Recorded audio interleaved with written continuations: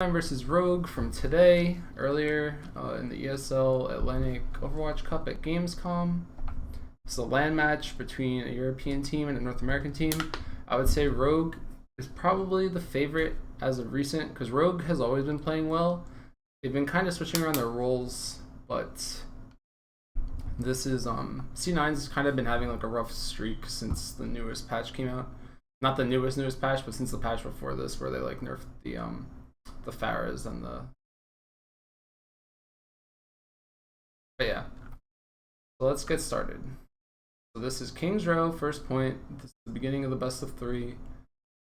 Have C9 on defense, Rogue is on offense. C9 is running a very standard comp, a Reinhardt, a Lucio, a Zenyatta, McCree, Reaper, Zarya. This is like pretty much cookie cutter comp if you're gonna run. This is probably the most standard comp for any map. If you were gonna be on defense, this is probably the most like there was a safe, like a very safe and just very consistent comp. This is probably it. There's not much deviation here. You have a lot of damage. You have a lot of heals. These two heroes and the Lucio and the Zenyatta, you have a lot of sustain with the Zarya, and you have your shield. I would say McCree and Reaper are probably the most consistent damage dealers in the game. Offensively, we're running Roadhog. I don't know if this is real, but if this is real, it's a pretty cool strategy. It's pretty much like they switched out the Zarya Reaper, which is pretty normal for the Roadhog and the Hanzo, but the Roadhog and the Hanzo are pretty pick dependent. Like you don't really take long drawn out fights with a Hanzo and a Roadhog. You kind of just want to get in and get your kills really fast. Their entire offense is pretty much reliant on this Roadhog hitting hooks or this Hanzo hitting scatter arrows and headshots. You do not want to deathmatch with this lineup. You literally just want to sit back and let your Roadhog and Hanzo try to zone them. But this is a very good combo because Hanzo wallhack arrow plus Roadhog is very strong because you can like hook people around corners or just know when they're going to turn the corner, and it's a little hard. It's not that hard to execute, but the thing is, if Cloud9 like engage and just force a fight on top of Rogue when they come through the choke or something, they're gonna have a bad time.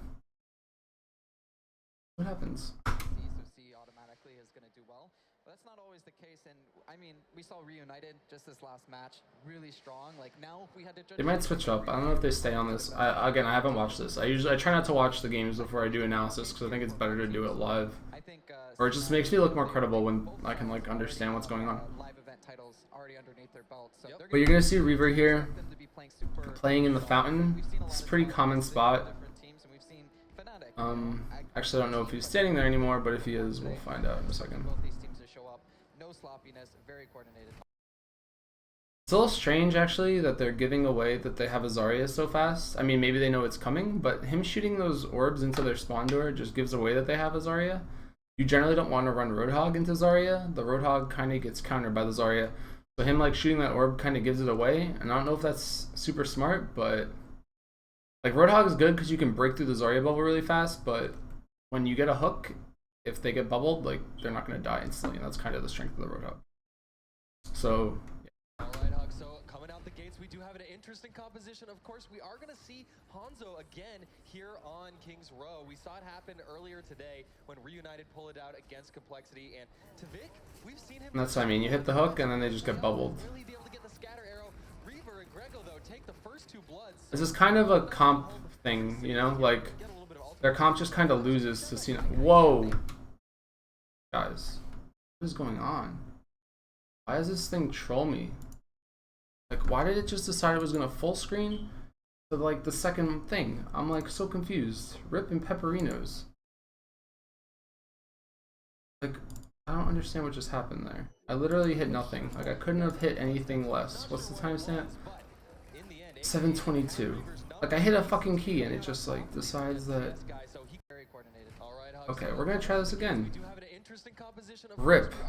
What's up, Random Gordy? We're back where we were. Everyone ignore that past 10 seconds that never happened. But yeah, you're gonna see Wins hit the hook, and then Kaikai's gonna bubble, and that just instantly shuts down the push. If you're Cloud9 right now, you're kind of happy with your lineup against theirs because the Reaper and the Zarya is pretty much a direct counter to the Roadhog.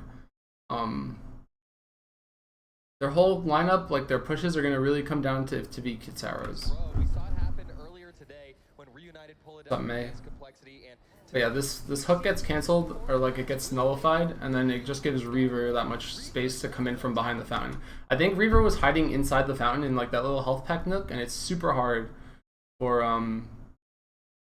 them to know about it. Like you don't get that scouting information. If Tavik had shot his wallhack arrow at the fountain, he would have seen him, but he didn't. So Reaver was just hiding there, and they had no idea he was there. Since they know he was there, he got the thing. Am I answering questions right now or filming for YouTube? I mean, kind of both. I do upload these to YouTube. I don't really care if you guys ask questions. Like, I'll try to answer them without directly answering them, I guess. But, yeah. I do answer. Like, I do read chat, if that's what you're asking. First two bloods, so Cloud9's gonna hold pretty safely here and get a little bit of ultimate charge as well. Yeah, that was. But this is really good for C9 because their comp is just better than Rogues. Or it's a counter to Rogues right now. And Rogue probably feels a little bit pressured here because Wins is going to try to spawn again. I'm not sure if he's going to stay Roadhog. I probably wouldn't stay Roadhog though. I'd probably just go Reaper. Because you really need a Reaper to deal with the Zarya. One of the things that I think a lot of teams have a problem right now with is killing Zaryas. Because teams on offense are like running these Genji strats and these just a Reaperless strat in general. And it's very hard to kill a Zarya without one. Even Mei. So, I mean, Kaikai's gonna have a good time, I guess is what I'm trying to say here. But I don't know, like, this is like if you're asking, like, why they're running the Roadhog and the Hanzo strat, it's because C9's very, like, stable, you know? Like, they play a very set meta. Like, their whole basis for Overwatch is, like, to take control of the game and, like, play it at their own pace. And it's not really a super fast pace, it's also not, like, a really slow pace. They just really want to be in control and, like, have the game structured. So by running like this Roadhog Hanzo combo, you kind of take away the structure of the game because it changes the way you have to play. Like if you want to push on a teammate or you want to push an enemy and then like a scatter arrow kills you, that's not something that you're used to in scrims, you know? So maybe they just want to catch C9 off guard. There's a lot of meta to this whole thing. It's like if you're C9, you're used to just being able to like, oh guys, we're gonna take a push with our Hanzo ult or with our Zarya ult or Zenyatta ult, but then suddenly like you get hooked and it just throws like a huge monkey wrench into your plan. So it's more Rogue just kind of trying to mess up the flow of the game because C9 is so good at playing a very structured like team v team cookie cutter kind of Overwatch. Great job by Kaikai too. They actually ran the Roadhog as well, so it's a very interesting composition by Rogue, but he actually hit that shield. But this the scouting arrow is really good on the hotel right there. It like gives you so much vision, and if anyone tries to flank from hotel, they're probably just gonna die. And C9's so good at this. They do this push all the time where they just force teams back by running around the fountain. But that can't happen. That's like really bad what happened. And you'll see like it happened because they ran the Roadhog, right? That's why this combo is pretty cool. The Roadhog is literally all he has to do is shoot the Reinhardt shield and he's useful, you know? Like he doesn't really need to get a kill. Like he should get a hook. That's the ideal scenario. But they're going to win the shield battle every time on Rogue because Debet's shield is going to get shredded by Wins. And what happened there was I think Wins broke his shield and he just took a headshot and I think some spam from the Roadhog on the Reinhardt. So Debet dying right here is really, really bad for C9.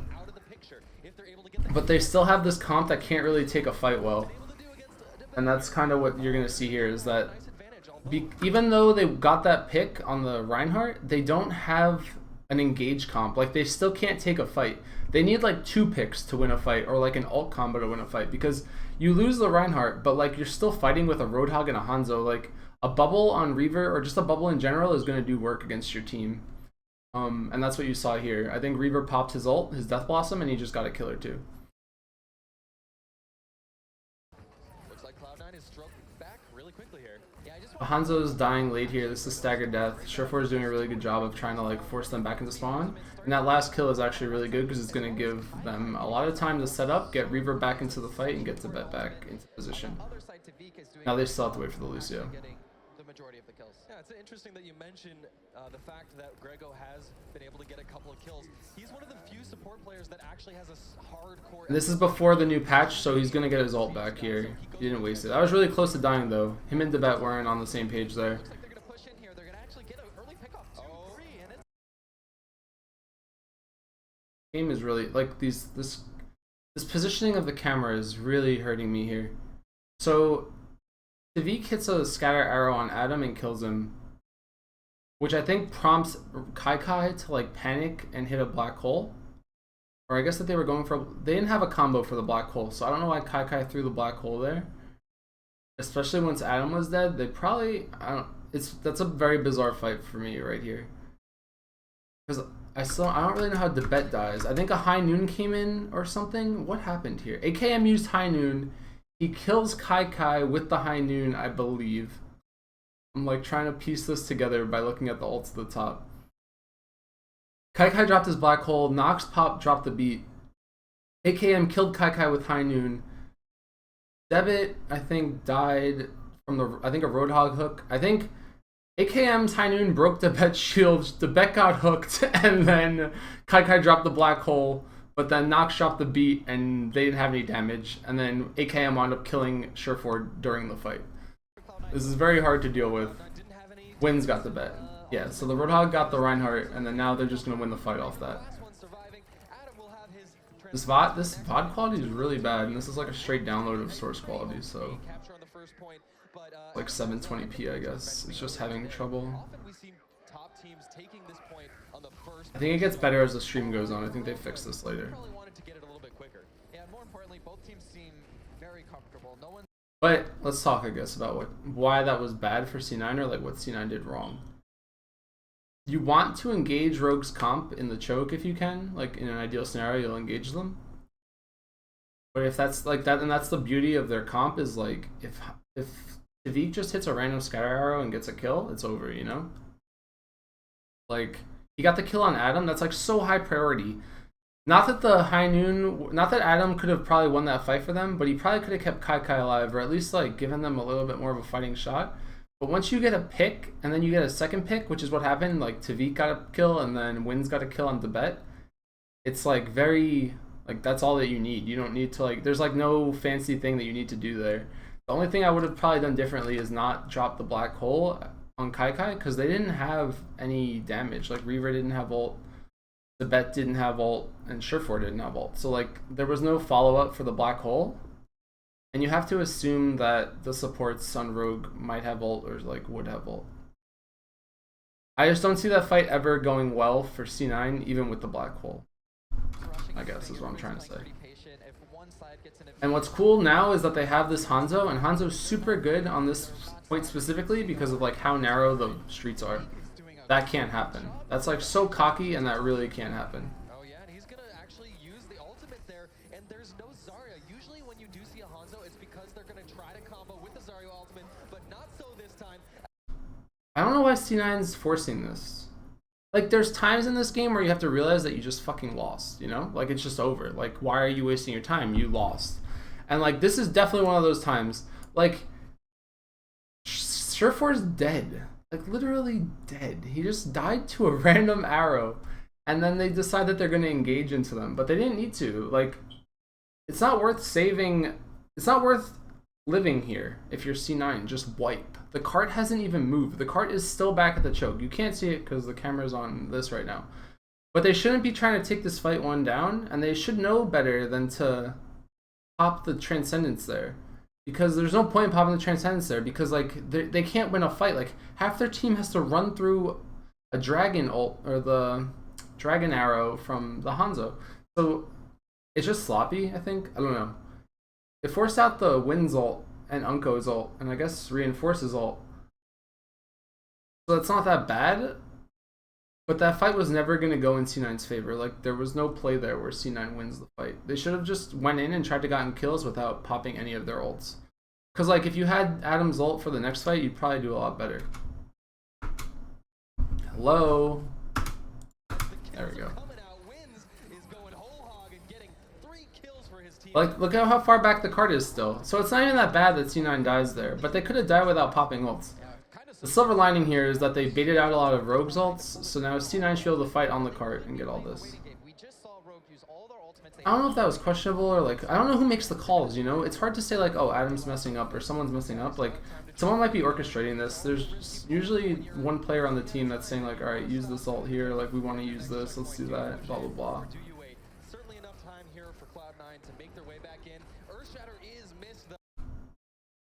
they just jittery? What's happening? This is like weird. Like, they know Reinforce doesn't have Earth Shatter because he just used it in the last fight. So, like, why are they trying to use it? Like, why are they forcing the issue so hard?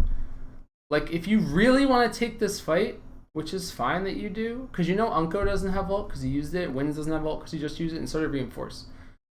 So Cloud9's actually in like a really good position here, you know? But Tibet is getting boned, so he tries to Earth Shatter, and Kai is getting owned to Earth Shatter. But they should just be popping Grego's ult and going into them and just saying like, we're gonna kill you here. Because there's no way that they can fight into Cloud9 right now. Cloud9 needs to initiate, and they need to initiate hard and just commit. Like, you can drop the beat here and just take your Reinhardt in and your Reaper in and your whole team in and just run at them, and they can't do anything.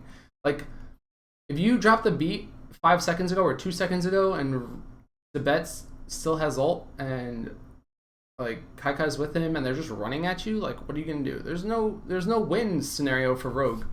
They just needed to be more proactive. The hard part for C9 is that they're playing against the wall hack arrow.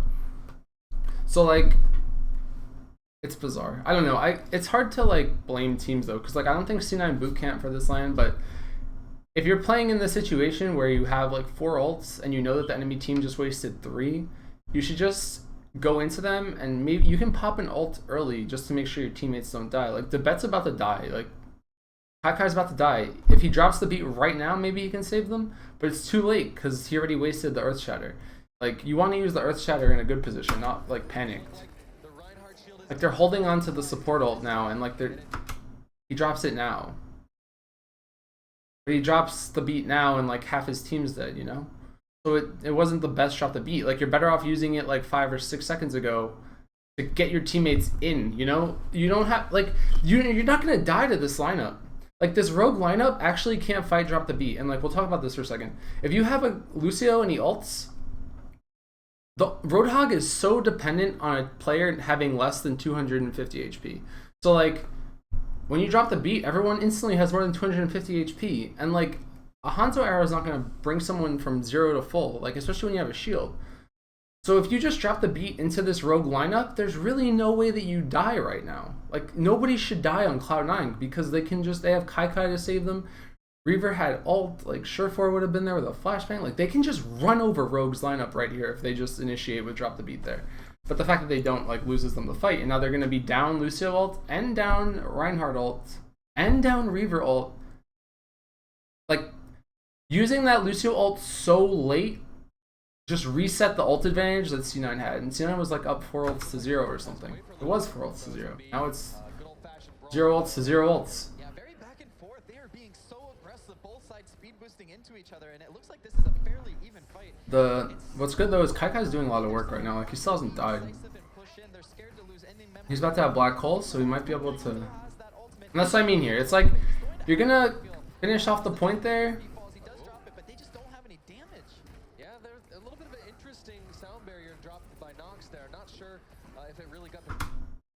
Okay, I don't know who this caster is. We're gonna pretend that the caster didn't just say that. He said, why did not a little bit of a questionable ult from Nox there? If you're gonna win a point, just fucking win it. Like, don't like look back and say, oh, maybe we should have dropped. Like, you never want to be in the position where you're like, huh, maybe I should have dropped the beat earlier. Like, just use it and be proactive with it. This game is literally all about initiating. That was like a perfect drop the beat from Nox. He knew that his teammates were in a position to cap, and Grego had ulted, right? Like, they watched Grego waste his ult. So if you're in Nox's head, you're saying to yourself, like, what's the counterplay if I drop the beat right now? Like, do they have their own drop the beat? Because a team that's playing with drop the beat against a team that doesn't have one is probably going to win the fight. So if you're Nox, all you're saying to yourself is like, I have to use my ult right here. Like, I need to pop, drop. Like, if I use drop the beat here, what are they going to do? And the answer is nothing. They're just going to get run over. And since they felt like they were going to get run over, Kai drops his black hole, but he didn't need to use the black hole there. He could have saved it for the last fight. And this is another thing too. This is like a mental thing. Like, I'm going to keep going off on tangents. But if you're defending the second point, you never want to be ultless. Like, you need to hit tab and say like, okay, my team has 1 ult. And if you only have 1 ult, don't waste it on the second point of a map because you're going to lose. And if you lose that fight, now you're gonna be defending last with like nothing. Like you have no ult to like save you. The fight on the streets was so bad from C9 that it's giving Rogue all of this like advantage that they don't really even deserve, because they didn't do anything like special to get these ults. They're just like forcing bad ults out of C9, or C9's forcing bad ults out of themselves, and there's no reason for it. But Nox using his ult there was like perfect. Like it's just security. It's like if I pop this ult here, there's no way that they stop us from capping the second point. And you're playing offense. Like you don't care what happens as long as you cap the point, right? So it was really good ult from Nox. It was a really bad ult from Kai. But I don't know why they're like questioning these ults. But like C9 is just blowing ults left and right here. Like even that Transcendence is a little too much. Like they can't take this fight. You need to be so much more structured than this. But look at this. Look at the ults right now. There's a Monkey with nothing. There's a Transcendence with nothing. Or a Zenyatta with nothing. Lucio with nothing. Sureforce half. Reaver's half. Debet's at 75. The good news is Rogue doesn't have anything either, but Rogue's getting so much card time. Like they don't care if they're down. They can like lose a fight and take another one. Like it's not the end of the world. But they're just playing very sloppily, and like this might just come back to them not practicing enough for this, or just like not being in the right mindset. But it's just bizarre, you know? Like they're just playing it so incorrectly, I guess. You don't want to save your Lucio ults, because Lucio ult has a cast time. You can't, like, if you're playing Zenyatta, you just hit Q and everyone lives. If you're playing Lucio, you have to like jump up in the ground, scream out, "Let's break it down," and then you can save people. But people die so fast in this game, man. They need to protect the bet a lot better, but they can't.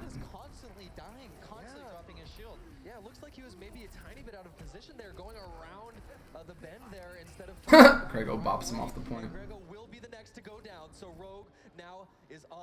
But this is Kai's like so flustered right now. He just switched classes twice. He knows that Zarya is good, but he felt like his black hole was so bad that he needed to get off of it.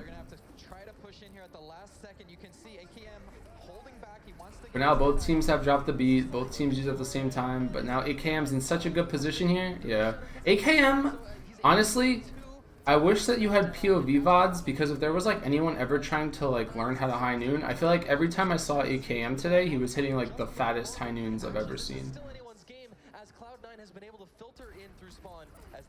This was bad though. Let's talk about that.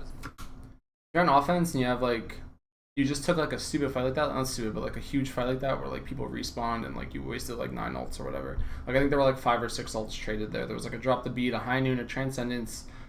It looks like an Earth Shatter went down, and Earth Shatter did go down. You shouldn't pop the Transcendence there when you're down 2 people. You shouldn't be like trying to like drag it out. Like you're not gonna win. Especially when you're down 2 players. You might as well just save the Transcendence for now. Because like C9 has nothing, like they're all switching classes and shit. Very key, just keeping those 4 members up, and because the reinforcement spawn is so close, it looks like they're gonna actually be able to push them back. Our defense has such a huge advantage here just because of positioning. Like they're so close to the cart. Like their spawn is so close to the cap point on this map. But look, like Kai got ult in that one fight, and now they just press the advantage. And this is what you need to do. This is like so good from them. Like if they had been in this mindset, like on the second point, they'd been fine. Like you just say like, all right, guys, we're just gonna go mess them up. Like don't think about it, just go do it and like commit ults. Like was Kai under pressure there? Did Kai need to kill anybody? Like did they need to black hole there? No, not at all. But all they're saying to themselves there is like, I have black hole. They don't have anything. They use their transcendence already. If I drop the black hole right now and they don't have transcendence, they're gonna die. And this is just a really good heads up play. But like they needed this earlier. The good news for them is that that's like a fat team wipe, and it like it just changes the way the game plays. I don't know why Reaver goes Widowmaker here. This is like one of those times where if I was in a pub and someone Widowmaker, I'd probably be like, get the fuck off Widowmaker. Because you really need the Reaper here. Like wins shouldn't die unless something like that happens. Unless Reaver like headshots him. But it's so much easier to kill Widow, or it's so much easier to kill wins with a Reaper. But I guess that they're afraid of the Hanzo and he's just trying to shut down Tvik. It's just very bizarre. Right through the whole team, he runs past the Reinhardt shield. He makes sure the Reinhardt has to choose. Do I block these 3 or do I block the 3 behind me? Or if Reaper's confident, then yeah, he switches. He gets off the Widowmaker immediately. Someone's like, why are you on Widowmaker? So Tvik switch, or maybe he's Oh, so that was cool. So they saw the Widowmaker on Cloud9. So then TV saw the Widowmaker when he hit tab, and he was like, "Oh, they have a Widow. I'm going Genji." So then immediately he goes Genji, and then Reaver's like, "All right, I'm going back to a Reaper," because he doesn't really want to play a Widowmaker into a Genji. So that was like a weird, like, that was one of those times where like both teams are spamming tab and they can see what people are switching to. But defense generally has the advantage because offense has to walk all the way from spawn. But see, they're like using their ults and their spells super aggressively here, and like, where was this before? They just need to do that exact same thing before. They're just buying time. It's really good. I've only gone, this is the first VOD I've gone through. But look, they're like taking control of this corner. They're saying like, you're gonna have to come into us, and they're just being very proactive with their ults because like they finally found their footing. That was good. But we see a lot of the team captains, Internet Hulk here, Kai, they don't get a lot of the credit, but they're so consistent. That was a really good Earth Shatter. Because he gets TV. If he gets TV, it might not have been the best. I'm not sure who he hit. It looks like he hit Reinforce. He got Reinforced, so that's really good. I guess Reinforce dropped his shield, and then they get boned. But this is so good from C9. This is like perfect from C9. Like, you wanted this earlier. It's really good that they're doing it now, though. Because, like, look at how good their time is. They were on track for, like, getting rolled. Like, they could have gotten obliterated. But they, like, died together, and then they took a really good fight on the cart. They got a good black hole fight, and then they just got a really good Earth Shatter fight. And they dropped the beat there, too. But, like, it's just insurance. You don't want to lose the fight. And, like, he used it early, and he did it. And this is good, too. They're like, all right, guys, we're just going to drop the beat, or we'll Transcendence into them. And it forces out the Transcendence from Unko. Unko doesn't really want to be using it here. But I don't think that they were ready for the, I don't think, like, Kai didn't get his black hole off, and Wynn's got his off. And Kai didn't want to use it. But I think he should have probably used it. I don't know if they're going to get back in time here. This is really scary if you're Kai.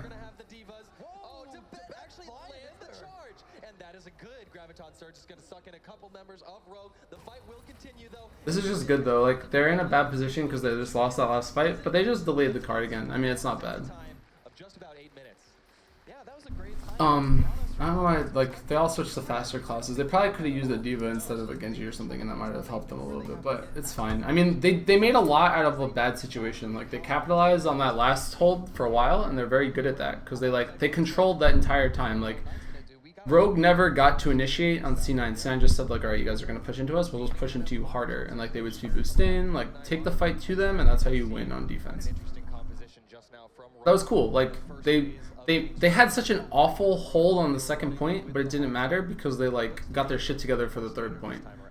So, like, while I'm being harsh on them on the second point, like, it doesn't matter because they held for 7.5 or 7.53, which is, like, amazing. Like, good for them.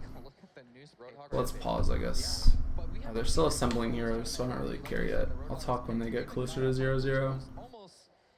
Skill level of games, for sure kill, but in this high level coordinated games, you're almost always going to have a Zarya shield ready to go as soon as that hook comes through.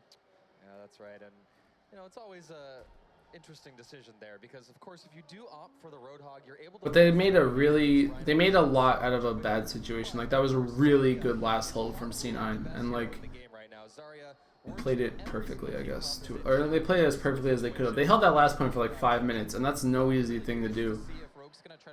So, kudos. Between the Roadhog, the Hanzo, they had so much to break down that shield, and they were constantly targeting. I'd prefer playing Mercy, I guess. It's just a different playstyle. It's hard to switch classes in this game sometimes, especially in high level, because, like, alright, let's talk about that for a second, too. When you're playing at this level, you don't really get to switch around that much. That's why I actually enjoy pubbing more, because pubbing I get to, like, play everything.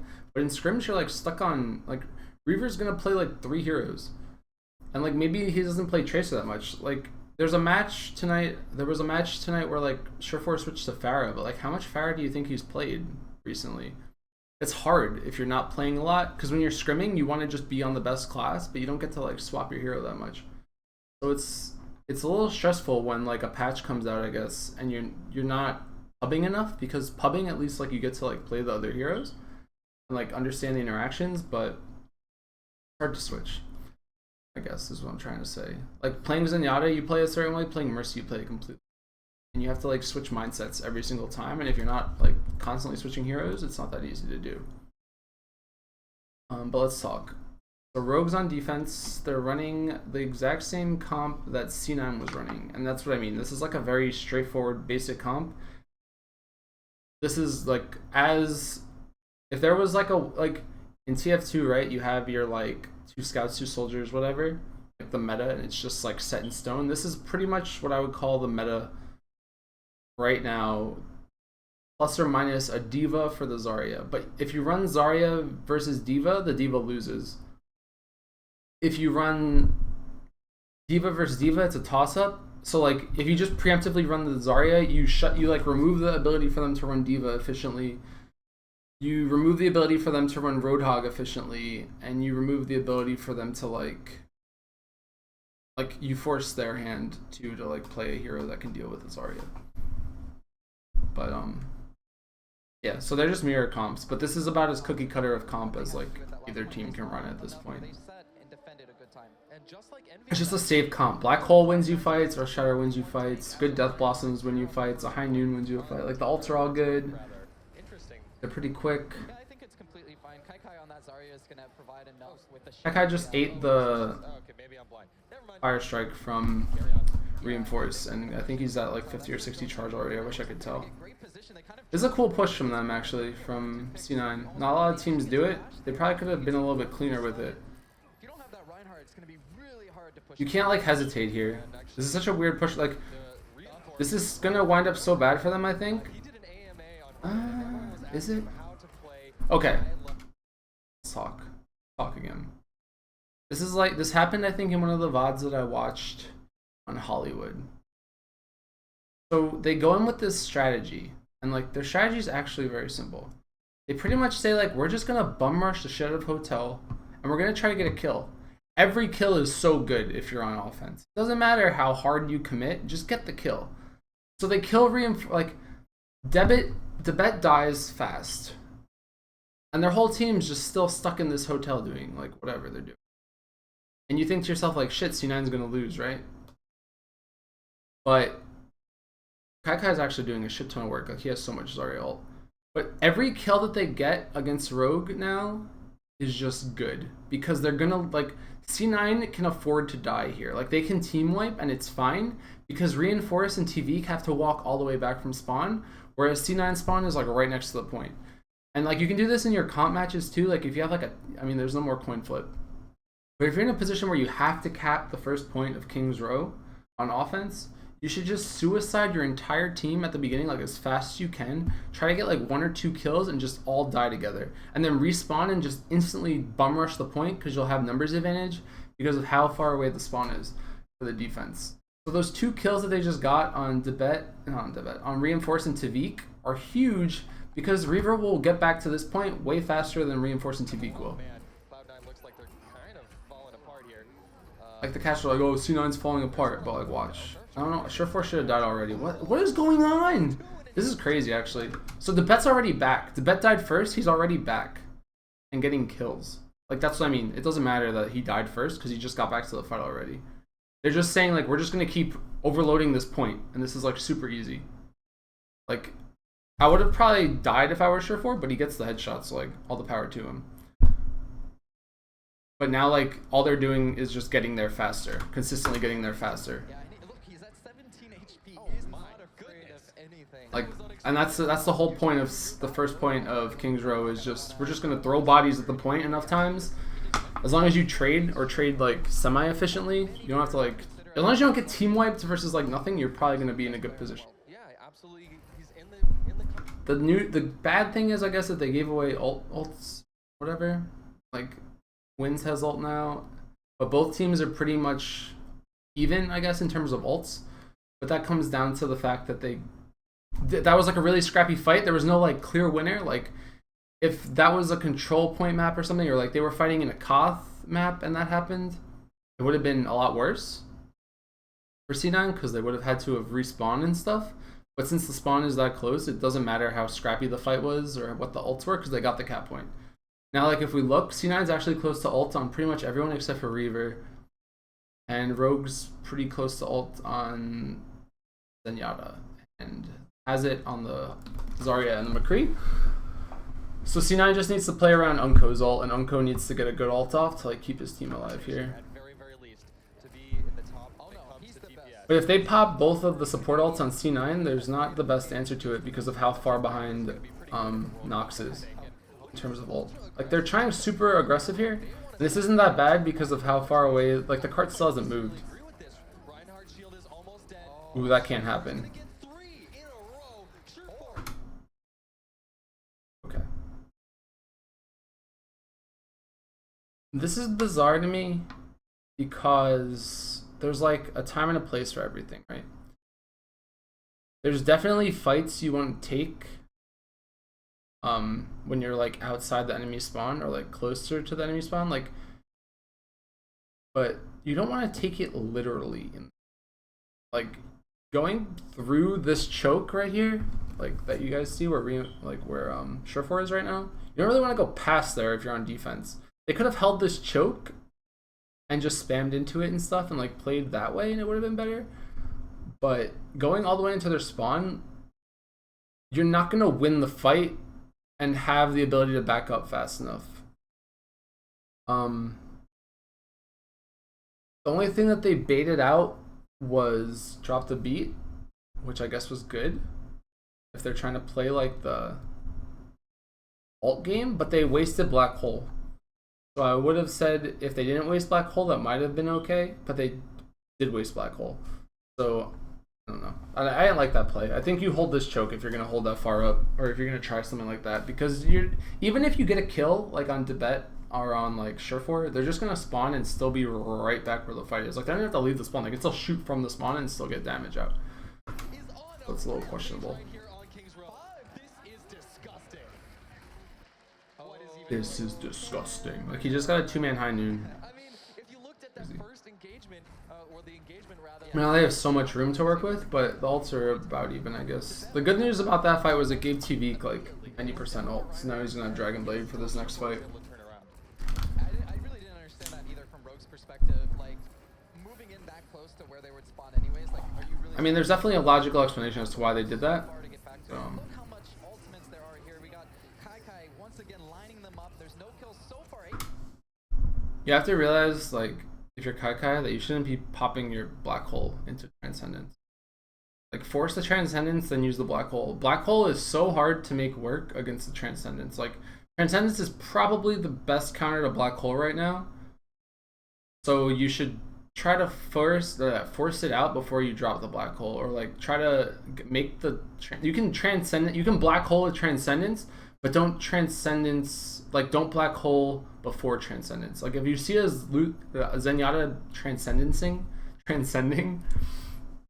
you can Black Hole the Transcendence because it'll end before your ult ends. Like, you want the Black Hole to last longer or end later than the Transcendence. So using it first, they were never gonna be able to do much with that fight right there.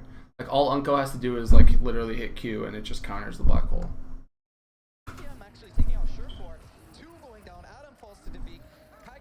I think Kai gets a lot done. This is going to go heavily into Rogue's favor. Okay, so, you know, Rogue, I do see what they were trying to do with the ultra-aggressive defense. Now look at how aggressive this defense is. If they lose that one ultra-aggressive push, and that second chance was all that. If they didn't have the Dragon Blade, they wouldn't have been able to hold that fight. So, like, them playing that far in the spawn wound up working out for them. But I don't know if they had to be, like, that far into their spawn. But now the ults are reset and Rogue's ahead, actually. They actually have the ultimate advantage for this next fight, as well as Cloud9. How would you force out the trans? You can just like speed boost into them or something and try to dive on the Zenyatta, or you can maybe like have Reaver pop his ult, or like get Reaver ult then try to kill the Zenyatta. It's just hard to, I don't want to say like hold Black Hole forever, but you'll eventually get the Zenyatta to drop the ult if you like play aggressive enough. I guess the ults were even, so it's hard, right? Like, it's not that easy. What I'm saying is not that easy. But you can, like, speed boost in with, like, a bubble on Reaver and, like, maybe shoot the Zarya or the Zenyatta a few times, try to force it out that way. Put a bubble on Surefour and have him, like, just dive bomb the Zenyatta. I mean, it's definitely a hard order, or a tall order, but you need to deal with the Zenyatta before you pop the Black Hole. Unless you have High Noon. Like, you can High Noon a Black Hole with the Zenyatta in it, because Zenyatta can't out-heal a High Noon, but you're not going to do damage through the Black Hole with the Zarya ult. few. into the Zinnia. Man, what a performance from Shore so far in this map. It's something to behold. But Wins is just trying to build his ult now. It's like really hard for C9 right here. I don't know how they win this actually, because Rogue is in such a good position. And you see what I just mean? Or you see what I mean? Like, Nox drops the beat there. I probably wouldn't have. I don't think they needed to commit that hard on the choke, because they're not even in a position to win the fight here or take the fight. So maybe that's how they win, because I don't agree with this drop the beat. Like, you should be aggressive when you have dropped the beat and use it like well, but you're not in a position where you're afraid of losing a fight or where you're like even threatened to take a fight. Like, the cart's not about to cap. They lose this fight, they have to defend the capture, like the next fight, with 0 ults. And the next fight will probably be when the cart's about to cap.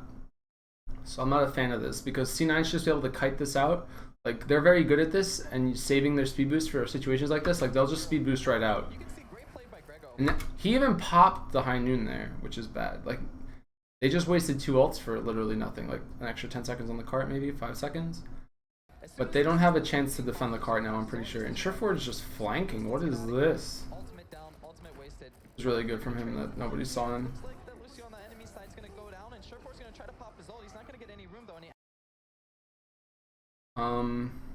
That was pretty good from Surefour. I mean, he popped high noon to like force a reaction. Reinforce probably could have died there if Surefour was like faster, but I don't think, if I was Surefour, I definitely wouldn't have expected the Earth Shatter to come out, because 9 times out of 10 you die there as Reinforce. So it was still a favorable trade, because they baited out Black Hole too, and they baited out Earth Shatter with 1 high noon. Like, I'll take that trade any day of the week. Rogue needed to realize, like, I mean, Rogue made the mistake here, not C9. Like, Rogue taking that drop the beat into their spawn again with like nothing was really bad. And then now they like feel pressured to win anyway.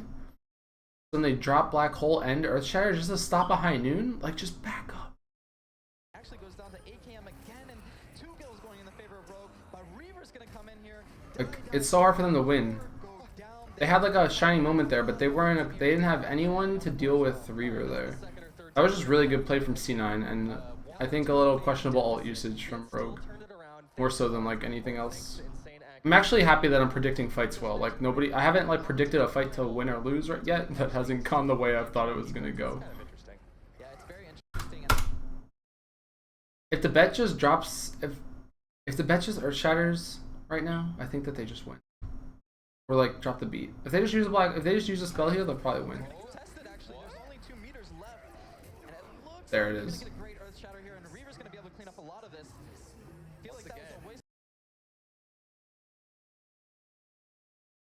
This game confuses me, guys. I like the double ults or whatever from C9. It's not bad that they dropped the beat and Transcendence. I don't know who was gonna die. I have no idea. I wasn't really paying attention to the healths. All I saw was Reaver coming in from behind and the Earth Shatter. You can use ults to win fights. Like, you should use ults to win fights. If you have to close out a point, let's talk about that too. Like, if they lost this fight, it is so hard to cap, because like you lose momentum on the cart starts rolling backwards, and the walk from spawn winds up becoming like way closer to even for both teams, and that just favors defense. It might actually be closer for defense when the cart's this close to capping. And you never want that, because it just throws off your rhythm. It like makes fights a lot harder. So them dropping their ults there is really good on C9. Like, just drop all the ults you want. It doesn't matter. You just need to finish the map, and you need to finish the map in a good time. So them using ults there is fantastic. I don't know why. I think like they just dropped like 2 more ults on Rogue after the fight was already lost. I think Unco dropped his ult during the fight, which was fine because he was trying to save his teammates from the Earth Shatter from the bet. But they didn't account for Reaver, and now Reaver comes to bind. So this is just like an insurance policy from C9 here. Like, once they see Unco drop the ult, then they're safe, you know? Like, if you're C9 and Unco drops his Transcendence, and you use yours after him, like, your team's probably in a good position because you're gonna have heals longer than they are. So like, from that standpoint, it's not even bad that Adam dropped or Transcendence. I don't know if he needed to, but it doesn't matter because they don't lose anything by doing it. and it looks like they just wasted a lot when they necessarily didn't need to. Well, both teams dropped. But this is good. I mean, C9 did what they had to do. They dropped their ults and they capped the point. That's all you really have to do in this game. Don't be afraid to waste your ults or use your ults aggressively or like They have a lot of time here. dump them if you're trying to like cap a point out. Because it's more important to get the checkpoint than to like save your Transcendence for an extra 30 seconds. Rogue doesn't really have much to offer so far. But Reaver's just been flanking this entire time, and like I don't know if I like this style, but if they don't know he's there, they don't know he's there, and he can do work. But he like kind of leaves his teammates at the dry. Like they don't have an answer right now. Could come in from the back, and here he comes. He's also got the Zarya shield, but not able to connect the way that I think he That was a cool play.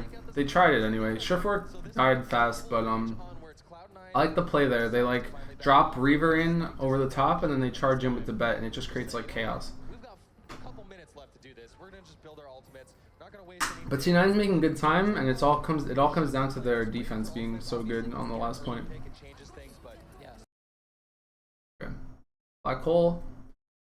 It should be a one fight from C9 because there's no defensive ults from Rogue. Reaver has Death Blossom if he shoots once, so like I would expect a team wipe here or like close to a team wipe. But Reinforce does have his ults. I think they just play a lot from field. They don't really have a manager or coach that do too much analyst with them. What happened here? And so far, That was like such a poor. There was just a lot of bad communication. That was, or maybe they were just too overzealous. I expected C9 to win that fight, but they didn't. Nobody died in the black hole because I don't think Reaver was in position to capitalize on the damage, and then Reaver used his Death Blossom later. Like that's just bad timing, and I think that like if they watched back, they'll be like, why did we do this? That's just them messing up. The Dragon Blade did work, but it shouldn't have. Like he shouldn't have even gotten the Dragon Blade. He should have just died in the black hole. 3 ultimates left. Cloud9, they have nothing on the board. They're gonna have the Zenyatta ult, but probably one of the weaker ults in the game, I would say. He just calls Zenyatta ult weak. One of the weaker ults in the game is Zenyatta ult. Literally like 100 or I think it's like 200 HP a second or like 150 HP a second. AoE. It's like a mercy beam. It's like 2 mercy beams for your entire team at the same time. How is it one of the weaker ults in the game? Everything that Rogue has right now, Rogue has... I'm triggered. Rogue has Black Hole, Graviton Surge, right? Yeah, 300 HPS. Alright, Rogue has Black Hole. Rogue has Earth Shatter. Rogue has Drop the Beat. Rogue, that's it. Those 3 ults, right? If they used all 3 of those ults at the same time, they could not kill C9 if Adam popped Transcendence. So like... Hello. Guys. They could Black Hole, Earth Shatter, Dragon Blade, Drop the Beat, and like, and just shoot right clicks with McCree and probably still not get kills if Adam pops Transcendence on his whole team. So like, despite what the casters say, it is not the weakest ult. It's not one of the weaker ults in the game. It's probably one of the best, if not the strongest ults in the game. And C9's not in a position where it matters because they can force Rogue to pop ults here and they'll have an answer to all of them because they still have Transcendence. So like, bear with me, guys. yeah, unless you're facing off against Zarya, of course, it is great at negating Zarya. It's also decent at negating the Dragon Blade as well. Also, it's just decent at negating Dragon Blade, and it's just decent against negating Zarya, and it's also decent against negating like every fucking ability in this game, guys. So they're gonna pop Transcendence here, right? You see this shit? You ready for this? They have nothing. Like C9 has 0 spells. They have Transcendence. That's the only ult they have. And what do? They're like, you know what? Let's just pop Transcendence and go kill some shit. And like, if you're Unco, you don't want to pop Transcendence to fight Transcendence when you have all these ults. They pop Transcendence. They force drop the beat out of Nox after they killed Unco. So like, they already did so much work right here. They traded their Transcendence for a dead Transcendence and a drop the beat, and they still don't have the damage required to kill C9. For the most part, but ultimates are dropped. Kai is going to draw first blood in this engagement. So Kai gets the kill. Transcendence coming on out from Adam. So They pop black hole? But what's gonna kill shit in the black hole? this is actually starting to look decent for Cloud9. They've gotten a couple kills, but Wins will strike back. Sureford will get one as well. And wow, this is hectic. People. That was beautiful. Let's like take a second to think about how beautiful that high noon was. That was like the smallest corner. But they won because they had the weakest ult in the game, or one of the weakest ults in the game. That was such a good fight from C9. Like, they did exactly what they had to do, you know? Like, they pop the Transcendence, and they just go instantly kill the enemy Zenyatta. Like, if the enemy Zenyatta wants to fucking pop her his Transcendence, then that's fine, but he doesn't.